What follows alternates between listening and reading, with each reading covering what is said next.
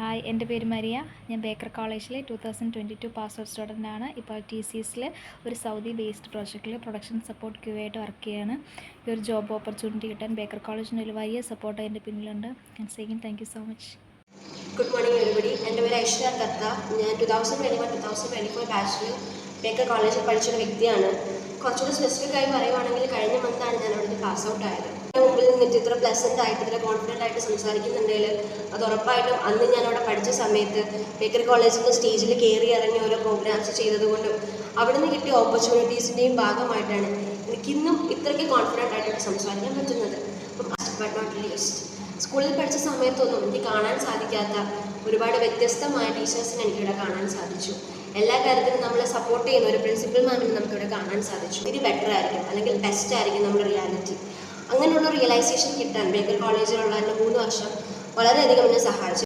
Hi, ഞാൻ ദിയ സാറ ജോസഫ്. 2023-24 ബാച്ചിലെ BCA student ആണ്. ബേക്കർ കോളേജ് എൻ്റെ ജീവിതത്തിലെ നല്ലൊരു ഡിസിഷൻ ആയിരുന്നു. ഫാക്കൽറ്റീസ് വളരെ സപ്പോർട്ടീവും ഹെൽപ്ഫുള്ളുമാണ്. As a former student Baker college തിരഞ്ഞെടുത്ത നിങ്ങൾക്ക് ഓരോരുത്തർക്കും എൻ്റെ ഓൾ ദ ബെസ്റ്റ്.